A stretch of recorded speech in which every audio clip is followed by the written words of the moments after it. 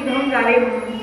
कारण आई वडिलांमध्ये नितांत प्रेम त्यांचं असतं. पण संत माईबाप बारीक जर आम्ही विचार केला तर पुढे चालता चालता आम्ही थोडंसं आमच्या परिवारामध्ये डोकावून पाहत नाहीये. परिवाराचा जर थोडासा बारीक विचार केला तर संतांनी म्हटलेलं आहे की आजा मेला पंजा मेला बाप हसना गेला देखत देखत नातू पंतू तोही तैसा झाला. तुमचे माझे आजोबा गेले, पंजोबा गेले, वडील गेले, नातवंड गेली, पतवंड गेली, तुम्हालाही जायचंय, मलाही एक ना एक दिवस भगवंताकडे निघूनच जायचं आहे. मग संत माईबाप या देवरूपी गावाला तुम्ही आम्ही जन्माला आलो. जसं की माई माऊली आपल्या या परिवाराला सोडून निघून गेली, वर्ष झालं संत माईबाप अगदी त्या पद्धतीनं तुम्हालाही जायचंय आणि मला सुद्धा एक ना एक दिवस जायचंय. त्याच्यासाठी माऊली ज्ञानोबांनी पुन्हा एक ओवी खर्च केली आणि माऊली ज्ञानोबाई बोलले की ह्या मृत्यू लोकांमध्ये जन्माला यायचंय, मरायचंय, जन्माला यायचंय, मरायचंय, पण नेमकं ह्या दरम्यानचं तुमचं माझं आयुष्य काय. माऊली ज्ञानोबाई ज्ञानेश्वरीच्या दुसऱ्या अध्यायामध्ये 159 क्रमांकाच्या ओवीमध्ये सुंदर पद्धतीचं वर्णन करतात. उपजते नाचे नाचिले ते पुनरपीतीचे हे घटिका यंत्र जैसे परिभ्रमेगा. उपजे म्हणजे जन्माला येणे. कौशल्या आजी ह्या मृत्यू लोकांमध्ये जन्माला आल्या.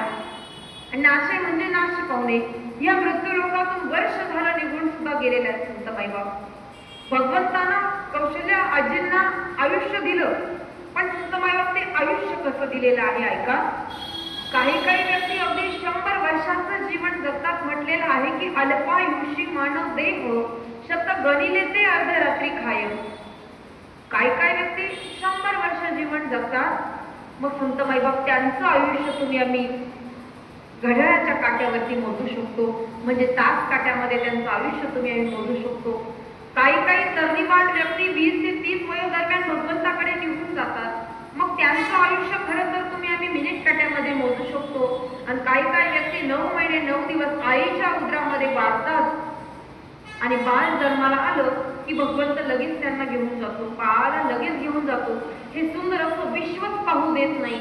मग संत माईबाप त्यांचं आयुष्य त्या बाळाचं तुम्ही आम्ही सेकंद काट्यामध्ये मोजू शकतो. सांगण्याचा भावार्थ एक आहे, इथे जन्माला यायचं, मरायचं, जन्माला यायचं, मरायचं. जशी ही कौशल्या माई माऊली आपल्याला मधून निघून गेली, वर्ष झालं संत माईबाप अगदी त्या पद्धतीनं जसं या देहरूपी गावाला येऊन त्यांना देखील मृत्यूचा सोहळा भोगावाच लागला, तशी अवस्था तुमची माझी होणार आहे. कारण संत माईबाप माऊली ज्ञानोबांनी पुन्हा ज्ञानेश्वरीच्या 18व्या अध्यायामध्ये सुंदर पद्धतीचं वर्णन करून सांगितलं की देहाची गावा आलिया जन्म मृत्यूची सोहळिया नाम नये धनंजया जिया परी. माऊली ज्ञानोबाई म्हणतात की या देहरूपी गावाला जन्माला यायचं. जशी ही माई माऊली जन्माला आली, इथे जन्माचा सोहळा भोगायचा, दुसरा सोहळा मृत्यूचा सोहळा देखील आपल्याला भोगायचा, आणि तिसरा सोहळा जो सर्वांना ज्ञात आहे, तो सोहळा तुमच्या माझ्या हातात आहे, तो म्हणजे विवाहाचा सोहळा. विवाहाचा सोहळा देखील या माई माऊलीनं भोगलेला आहे संत माईबाप. जन्माचा सोहळा, मृत्यूचा सोहळा, हे 2 सोहळे तुमच्या माझ्या हातामध्ये नाहीये, पण संत माईबाप तुमच्या माझ्या हातामध्ये एक सोहळा आहे. त्या सोहळ्याचं नाव आहे विवाहाचा सोहळा. असं भर मंडपामध्ये जर तुमचं माझं काही क्षणामध्ये विवाह लागणार असेल तर संत माईबाप तुमची माझी अचानक इच्छा व्हावी की आई बाबा मला हे लग्नच मान्य नाहीये, मला हे लग्न करायचं नाहीये. बघा, 5 मिनिटात तुमचं माझं लग्न लागणार आहे, पण तुमचं माझं मन विचलित झालं की मला हे लग्नच करायचं नाही, लग्न होऊ शकत नाही. लग्न थांबवण्याची ताकद तुमच्या माझ्यामध्ये आहे, पण तुम्ही आम्ही जर बोललो की नाही मला या आईच्या पोटी जन्माला यायचं नाहीये, ही आई खूप गरीब आहे, जमणार नाही संत माईबाप. जन्म देखील तुमच्या माझ्या हातात नाही, आणि संत माईबाप मृत्यू देखील तुमच्या माझ्या हातामध्ये नाहीये. जन्माचा सोहळा, मृत्यूचा सोहळा, हे 2ही सोहळे तुमच्या माझ्या हातामध्ये नाहीये. उदाहरण जर सांगायचं ठरलं की ह्या माई माऊलीला वर्षापूर्वी वाटत नव्हतं की मी भगवंताकडे निघून जावं, मी देह त्यागावा असं वाटत नव्हतं, पण एकदाचा काळ तुमच्या माझ्याकडे धाव घेऊन आला. त्या काळाला तुम्ही आम्ही किती जरी ओरडून सांगलो की बाबा मला मरायचंच नाहीये, मला मरायचं नाहीये, माझ्या पश्चात माझे 4 मुलं आहेत, मुलगी आहे, मला मरायचं नाहीये, पण तरी तो काळ मात्र तुमचं माझं ऐकणार नाहीये संत माईबाप.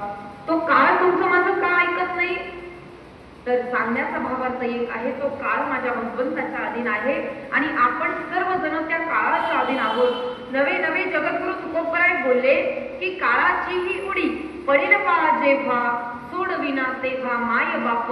की आई वडील सुद्धा अंतकाळी तुम्हाला मला सोडवण्यासाठी येऊ शकत नाही, कारण तो काळ तुमच्या माझ्याकडे धावून घेऊन आलेला असतो. आणि म्हणून संत मायबाप वर्ष झालं माय माऊली या घरातनं निघून गेलेली आहे, पण आठवणी मात्र नेहमी हृदयामध्ये साठलेल्या आहेत. कारण संत मायबाप म्हटलेलं आहे की या मृत्यू लोकामध्ये जन्माला आलो, परंतु इथे तुम्ही आम्ही पाहुणं म्हणून जन्माला आलेलोय. एक ना एक दिवस प्रत्येकाला भगवंताकडे निघूनच जायचं आहे. जन्म आणि मृत्यू प्रत्येकाचा निश्चित झालेला आहे. जिंदगी एक किराए का घर है, एक ना एक दिन बदलना पड़ेगा, मौत जब तुझको आवाज देगी, घर से बाहर निकलना पडेगा. त्या काळानं आम्हाला आवाज दिला की आहे त्या अवस्थेमध्ये सगळं काही ठेवल्या ठिकाणी ठेवून आम्हाला भगवंताकडे जावं लागतं. मग संत मायबाप जीवन जगत असताना खरं तर जोपर्यंत आई वडील तुमच्या माझ्या जिवंत आहे तोपर्यंत त्यांची तुम्ही आम्ही कदर केली पाहिजे.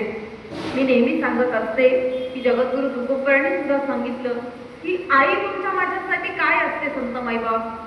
तर संत मायबाप आईचा जर तुम्ही विचार केला, माझे भगवान परमात्मा प्रत्येक घरोघरी येऊ शकले नाही आणि म्हणून भगवंताने एक सुंदर अशी आईची मूर्ती प्रत्येक घरामध्ये दिलेली आहे.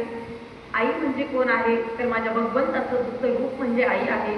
आ आणि ई दोघांचं जर तुम्ही आम्ही फोड केली तर आ म्हणजे आत्मा, ई म्हणजे ईश्वर, या दोघांचं मिलन करून सुंदर अशी आई भगवंतानं प्रत्येक घरोघरी दिलेली आहे. त्याच्यासाठी ज्याच्याकडे आई आहे वडील आहे त्यांना कुठे लांब तीर्थाला जाण्याची गरज नाही. भगवंताच्या शोधासाठी आज आम्ही खूप दूर दूर जातो संत मायबाप, पण वारीत जर तुम्ही आम्ही विचार केला तर आम्हाला आज दूर जाण्याची गरज नाही. वारंवार संतांनी आम्हाला सांगितलं की संत मायबाप सगळं रूप तुमचं माझं जर तुम्हाला मला पाहायचं असेल ना, अवघी रूपे ती सगळी देवाची रूप जर पाहायची असेल तर आईच्या चरणावरती पहा, वडिलांच्या चरणावरती पहा. आणि म्हणून संत मायबाप म्हटलेलं आहे की जीवन जगत असताना ही माय माऊली तुमच्या माझ्यावरती अनन्यसाधारण प्रेम करत असते. त्याच्यासाठी संत मायबाप म्हटलेलं आहे की तू गाय मी वासरू, ज्या पद्धतीनं ती गाय आपल्या वासरावरती सुद्धा नितांत प्रेम करत असते. आणि म्हणून संत मायबाप म्हटलेलं आहे की जीवन जगत असताना जिवंत असताना त्या माय माऊलीची कदर कदाचित आपल्याही हृदयामध्ये राहत नाही. माऊली ज्ञानोबरायांचं उदाहरण डोळ्यासमोर घ्या. माऊली ज्ञानोबरायांनी सुद्धा संत मायबाप अवघं विश्व माझं घर आहे ही संकल्पना हृदयामध्ये साठवून सुद्धा या समाजानं त्यांना जिवंत असताना पाळीत टाकलं. माऊली ज्ञानोबरायांनी तुमच्या माझ्यासाठी सुंदर असे ज्ञानेश्वरी, चांगदेव 65 अमृतानुभव असे सुंदर असे ग्रंथ आम्हाला दिले, पण जिवंत असताना मात्र त्यांची कदर आम्हाला आली नाही. अगदी त्याच पद्धतीनं तुमचं माझं आयुष्य झालेलं आहे. माऊली ज्ञानोबराय जिवंत असताना सुखानं अन्नाचा एक घास सुद्धा तुम्ही आम्ही खाऊ दिला नाही हो. माऊली ज्ञानोबराय निघून गेले, पण संत मायबाप आज मात्र आम्हाला त्यांची आठवण येते. माऊली ज्ञानोबराय जिवंत असताना आम्ही म्हणायचो, अरे हे संन्यासाच्या कार्ट्या, तू इथे आंघोळीला आलास ना तर आमची इंद्रायणी वाटेल, हे उद्गार त्यावेळी तुम्ही आम्ही काढत होतो. शब्दही बोलले नाही माऊली ज्ञानोबराय. का बोलले नाही तर संत मायबाप तितकी सहनशीलता त्यांच्यामध्ये होती. जिवंत असताना आम्हाला त्यांचं महत्व कळलं नाही, पण संत महात्मे निघून गेले. जगद्गुरु तुकोबरायांच्या बाबतीत सुद्धा हेच झालेलं आहे. जगद्गुरु तुकोबरायांनी तुमचा माझा माथा ध्यानावर यावा याच्याकरिता पंचमेधाचा गाथा तुम्हाला मला दिलेला होता. आपण तो गाथा घेतला नाही, इंद्राणीच्या डोहामध्ये सोडून दिला, शब्दही बोलले नाही तुकोबराय. संत मायबाप या महाराष्ट्रातून सिंधुताई सपकाळ निघून गेल्या, पण जाताना एक लाखात मोलाचं वाक्य बोलून गेल्या. या महाराष्ट्रामध्ये जर मोठं व्हायचं असेल ना तर मरावंच लागेल आणि मेल्याच्या नंतर लोक तुमचं माझं गोडगोड कौतुक करतील. शोकांतिका आहे की जिवंत असणाऱ्या आई वडिलांचे आम्हाला आज महत्व कळत नाहीये. आई वडील निघून गेल्याच्या नंतर आम्हाला पावलोपावली त्यांची आठवण येते संत मायबाप, पण जिवंत असताना जोपर्यंत आई वडिलांना तुमच्या माझ्या जे खाण्यासाठी पदार्थ लागतात ते तुम्ही आम्ही नेऊन दिले पाहिजे. जे कपडे त्यांना घालावेसे वाटतात, नवीन नवीन कपडे तुम्ही आम्ही परिधान करण्यासाठी जिवंत असताना दिले पाहिजे.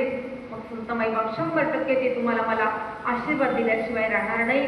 म्हटलेलं आहे की आई आणि वडील घरामध्ये तुमच्या माझ्यावरती किती प्रेम करतात, तर निस्वार्थी पद्धतीचं प्रेम तुमच्या माझ्यावरती करतात.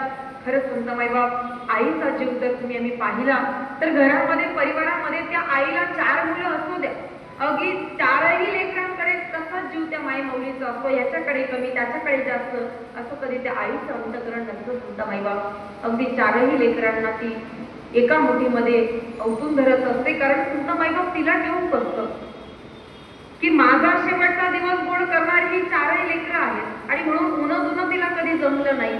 ज्या पद्धतीनं म्हटलेलं आहे, आई मायेचा सागर, समृद्धीचा सागर, चैतन्याची घागर, आई भाजीचं मीठ आहे, आई हक्काचं व्यासपीठ आहे.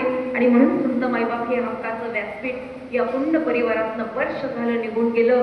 आणि म्हणून आम्ही नेहमी म्हणतो की भगवंताने ही सुंदर अशी माई माऊली आमच्याही घरात दिलेली आहे, ममतेनं भरलेली दिलेली आहे. प्रेम, नम्रता, दया, करुणा, सागर, ममता सगळं काही तिच्यामध्ये भरलेलं आहे.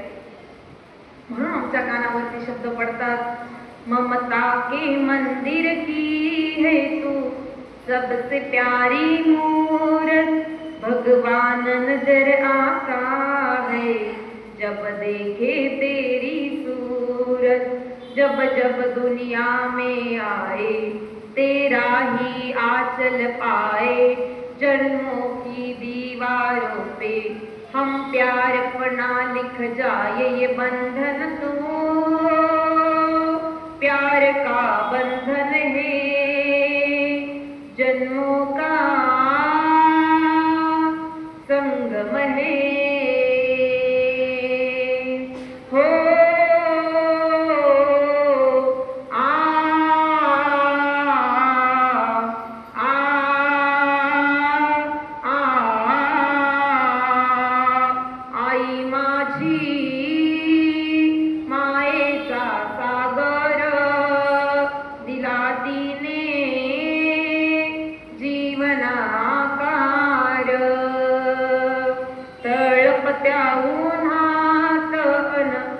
रख त्या रानात राहिलीच माझ्यासाठी आई तू कष्टाच्या घामात, कधी मिळेल मुठभर घास, कधी घडेल तिला उपवास, ओल्या मातीतून चालताना तुडविले काट्याचे पास, आई माझी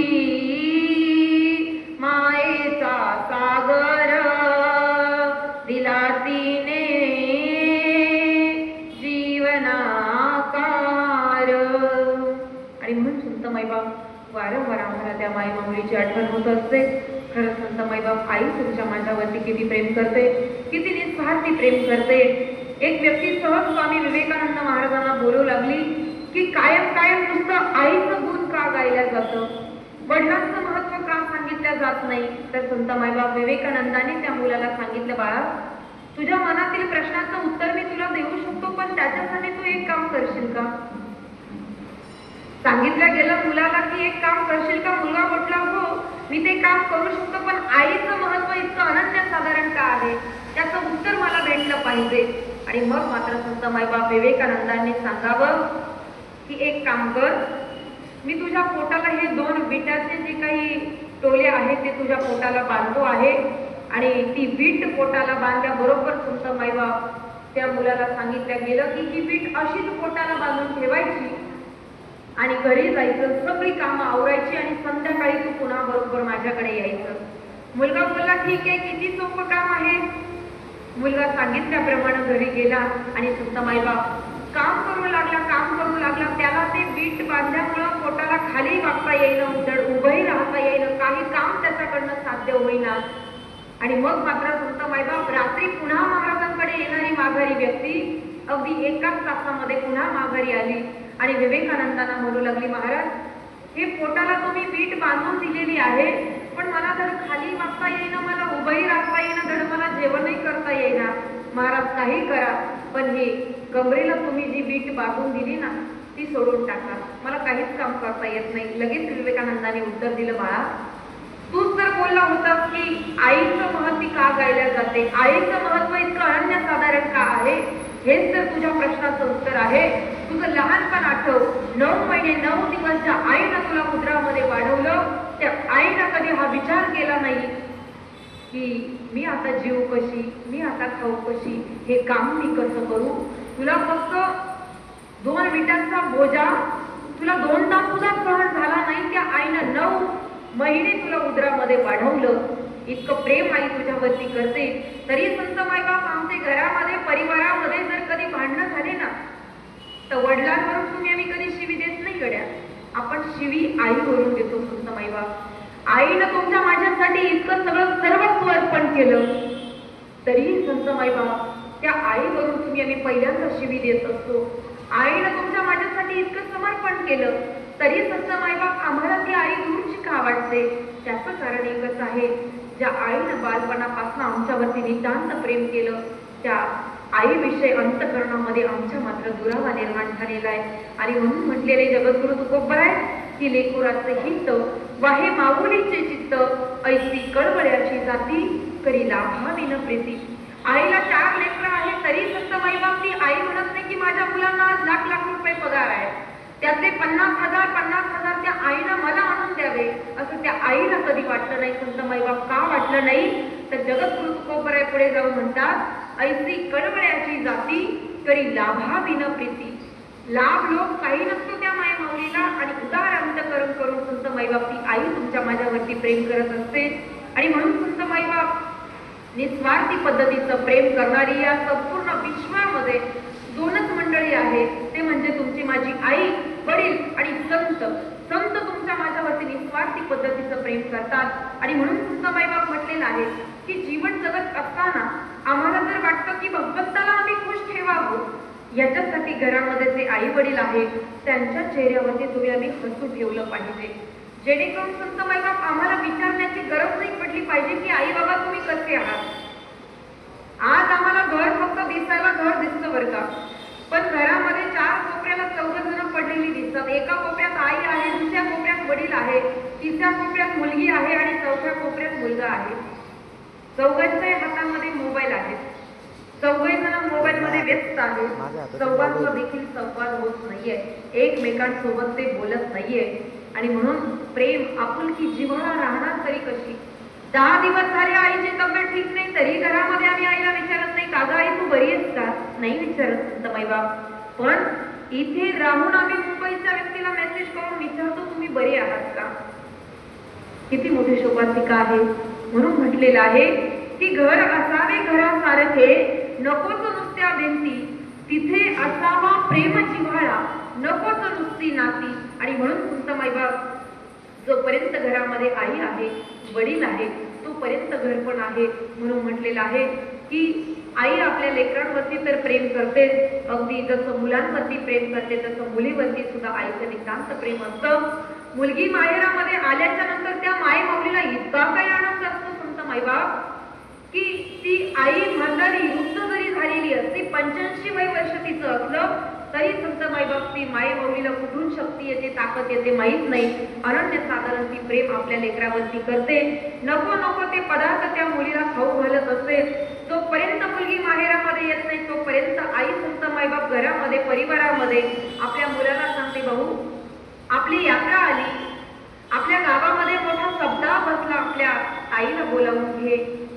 भाऊ सांगतो की आई अगं माझ्या मोबाईल मध्ये बॅलन्स नाही ग आई. म्हातारीला राग येतो.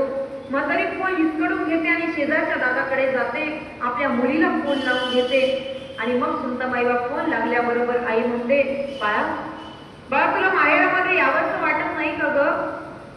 मुलगी म्हणते, आई अगं असा एक दिवस जात नाही, असा एक क्षण जात नाही की जेव्हा मी आईच्या फोनची वाट पाहत नाही, भाऊच्या फोनची वाट पाहत नाही. इकडनं आई बोलते, तुझ्या भावाचं भूषण मला सांगू नको, पण जोपर्यंत तुझी आई माहेरामध्ये जिवंत आहे ना तोपर्यंत माहेरामध्ये येत जा गड्या. हे म्हणणारी तुमची माझी आई आहे. आणि म्हणून म्हटलेलं आहे संत माईबाप, जिवंत असणाऱ्या आईची तुम्ही आम्ही कदर केली पाहिजे. आणि मग आई मुलीला सांगते, बाळा उद्या येतेस ना माहेरामध्ये, मग सकाळच्या गाडीने लवकर ये बरं का. मुलगी म्हणते, अगं आई माझी बाकीची कामं पेंडिंग आहे, मी सकाळी सकाळी नाही येऊ शकत. सकाळी सकाळी काय येऊ ग असं म्हटल्याबरोबर आई म्हणते, बाळा अगं उन्हाळ्याचे दिवस आहे ग, तुला ऊन लागल ना, तुला ऊन लागल ना हे म्हणणारी तुमची माझी आई आहे. संत मायबाप किती निस्वार्थी प्रेम आई तुमच्या माझ्यावरती करते. छोट्या छोट्या गोष्टी तुम्हाला मला ती पूर्णपणे जाणून आपल्याला ऊन लागू नये ही जबाबदारी खबरदारी ती माई माऊली घेत असते. आणि मग संत मायबाप दुसऱ्या दिवशी मुलगी माहेरामध्ये आल्याबरोबर इतका काही आनंद त्या आईला झालेला असतो. चष्मा घातल्याशिवाय तिला दिसत नाही संत मायबाप, हातामध्ये काठी घेतल्याशिवाय तिला पुढे चालता येत नाही. 85 वर्षाची आई तुमची माझी असू द्या, ज्या क्षणाला मुलगी बाथरूम मध्ये अंघोळीला जाते तेव्हा पाठ घासून देणारी तुमची माझी आई आहे संत मायबाप. म्हणून म्हटलेलं आहे, जोपर्यंत माहेरामध्ये आई आहे ना संत मायबाप, तोपर्यंत माहेराचा आनंद आहे. एकदाची आई गेली की माहेराचा आनंद संपून जातो. म्हणून उन्हाळ्याच्या सुट्ट्यांमध्ये किंवा यात्रा असेल, जत्रा असेल, कधी जरी आपण आपल्या माहेरामध्ये गेलो ना, मोजून 5 ते 10 मिनिटं आईच्या मांडीवरती डोकं ठेवून झोपत सागड्या. आईच्या मांडीवरती 5 ते 10 मिनिटं तुम्ही आम्ही डोकं ठेवून झोपलो ना संत मायबाप, लटलट लटलट तिच्या हाताचा कापडा होत असतो आणि मायेनं ममतेनं तुमच्या माझ्या डोक्यावरनं अलगत असा हात ती माय माऊली फिरवत असते. तो आईचा हात नसतो गड्या, त्या हातामध्ये आशीर्वाद असतो. आणि म्हणून संत मायबाप जोपर्यंत आईचा हात तुमच्या माझ्या मस्तकावरती आहे ना, तोपर्यंत संत मायबाप जगातली कुठली ताकद तुमच्या माझ्या केसाला सुद्धा धक्का लावू शकत नाही. इतके आशीर्वाद आई वडील तुम्हाला मला देत असतात. आणि म्हणून म्हटलेलं आहे की खरंच आई निघून गेल्याच्या नंतर मायेचा उद्गार असा स्पर्श फिरवणारा आमच्या जीवनामध्ये कोणी राहत नाही. माऊली ज्ञानोबराय निवृत्तीनाथ दादा सोपान काका लहानशी मुक्ताई चारही भावंडांचं उदाहरण डोळ्यासमोर घ्या संत मायबाप. मायेनं ममतेनं डोक्यावरनं हात फिरवणारी अशी एकही व्यक्ती आता आमच्या जीवनात राहिलेली नाही. या समाजानं फक्त या चारही भावंडांचा स्वीकार करावा, समाजानं स्वीकारावं याच्यासाठी संत मायबाप आई वडिलांनी देहांत प्रायश्चित्त घेतलेलं आहे. विठ्ठल पंत आणि रुक्मिणी आई साहेबांनी दोघांनी देखील काया कुट्ट रात्री अंधारी गेले आणि संत मायबाप त्या अंधारामध्ये जाऊन नदीमध्ये पटपट पटपट उड्या घेतलेल्या आहेत. निवृत्तीनाथ दादा सोपान काका माऊली ज्ञानोबराय लहानशी मुक्ताबाई चारही भावंड झोपेमध्ये आहेत. सकाळ झालेली आहे. 4 वर्षाच्या मुक्ताबाई उठलेल्या आहेत आणि दादाला विचारतात, अरे निवृत्तीनाथ दादा, अरे दादा माझी आई कुठे, माझे बाबा कुठे? हा प्रश्न केल्याबरोबर निवृत्तीनाथ दादा म्हणतात, अगं मुक्ते, आई बाबा देवाघरी गेले. दादा, आई बाबा तर रोज देवाघरी जातात रे. आई बाबा रोज देवाघरी जातात, दर्शन घेतात आणि पुन्हा माघारी येतात. माझे आई बाबा येतील ना रे दादा? असं म्हणणारी लहानशी मुक्ताई पुन्हा प्रश्न करते निवृत्तीनाथ दादांना, आई बाबा येतील ना?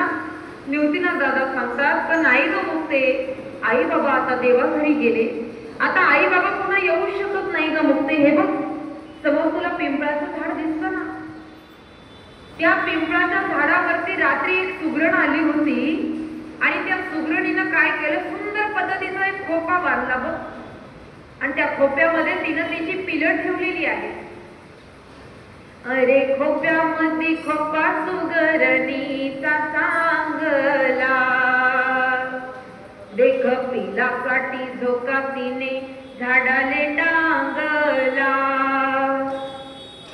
मग मात्र संत मायबाप त्या खोप्यामध्ये लहान लहान पिल्लं ठेवली. रात्री तिचे आई वडील निघून गेले. हे बघ त्यांना तोटीमध्ये दाणे आणले आणि ते आता ते खात आहेत. त्यांचे आई वडील आता पुन्हा माघारी येणार नाही. अगदी त्या पद्धतीनं मुक्ते आपले आई बाबा परत येणार नाही ग. मग मात्र संत मायबाप 4 वर्षाच्या मुक्ताबाई निवृत्तीनाथ दादांना म्हणतात, दादा मग दादा तुला आता आई कुठली आहे रे, तुला आता आई राहिली नाही ना? असं म्हटल्याबरोबर संत मायबाप निवृत्तीनाथ दादा म्हणतात, नाही ग मुक्ते, आता मला आई राहिली नाही, तुलाही आई राहिली नाही. आई बाबा निघून गेले, त्यांच्या गावाला ते निघून गेले. आता मुक्ते, तू आमची फक्त मुक्ती राहिली नाही तर तू आमची मुक्ताई झालीस, तू आमची आई आहे. असं म्हणून संत मायबाप निवृत्तीनाथ दादांनी अंबरडा फोडला आणि मुक्ताबाईंच्या गळ्यामध्ये पडून डसडसून रडू लागल्या. का रडू लागल्या तर जीवनामध्ये आता नितांत प्रेम करणारी आई राहिली नाही, वडील राहिले नाही. इथून पुढचं आयुष्य मात्र अतिशय कठोर आहे. आणि म्हणून संत मायबाप म्हटलेलं आहे, जशी अवस्था त्या 4 भावंडांची होती तसं अगदी याही पुंड परिवारामध्ये 4 भावंड आहे. खूप मोठा हा पुंड परिवार आहे. संत मायबाप आई निघून गेली, पण आता मात्र प्रेम करणाऱ्या जीवनात कोणी उरलं नाही. आमच्या जुन्या महिला नेहमी म्हणायच्या की आई मरो आणि मावशी उरो. आई निघून गेल्याच्या नंतर आमची मावशी आम्हाला आईचं सगळं प्रेम देईल, पण संत मायबाप हल्ली मात्र ते प्रेम आम्हाला भेटू शकत नाही. मी नेहमी उदाहरण सांगत असते. उदाहरण जर पाहायचं ठरलं तर आमच्या वडिलांच्या आत्या संत मायबाप. आम्ही लहान लहान होतो जेव्हा कधी माहेरामध्ये येतील 4-4 दिवस राहायच्या. 4ही दिवस आजूबाजूची 4-5 घरं आजीच्या अवतीभोवती गोळा व्हायची आणि त्या आजींसोबत गप्पा मारायची. जेव्हा कधी त्या आजी पुन्हा माघारी जातील ना संत मायबाप, तेव्हा बस स्टॉप वरती त्या आजींना आम्ही सोडवण्यासाठी जायचो. लहान लहान होतो, काही कळत नव्हतं, काही नव्हतं. आजींना बसमध्ये एकदा तर आम्ही बसून दिलं की आमच्या डोळ्यामध्ये अश्रू यायचे की 4 दिवस आजी राहिल्या, आता मात्र आमचं घर खाली झालं, आम्हाला करवायचं नाही. वडिलांच्या आत्या असून सुद्धा आमच्या डोळ्यामध्ये अश्रू यायचे. आमच्या डोळ्यामध्ये अश्रू यायचे का? तर तेव्हा ते प्रेम होतं, आपुलकी होती, एकमेकांविषयीच्या नात्यांमध्ये जिव्हाळा होता संत मायबाप. आणि मग मात्र आत्या निघून गेल्याबरोबर आम्ही रडत रडत पुन्हा माघारी घरी यायचो. ती झाली तेव्हाची वेळ. पण आताची अवस्था जर तुम्ही आम्ही पाहिली तर आताच्या आमच्या आत्या कधी येतात कधी जातात आम्हालाच कळत नाही. आमच्या आत्या समोर स्मशानभूमीमध्ये जळत जरी असल्या ना संत मायबाप, आमच्या सख्या आत्या स्मशानभूमीत जळत जरी असल्या तरी संत मायबाप आम्ही मोबाईल मध्ये व्यस्त असतो. आमच्या डोळ्याला साधा एक थेंब सुद्धा पाणी येत नाही. काय येत नाही? त्याचं कारण एकच की पहिल्यासारखं प्रेम आपुल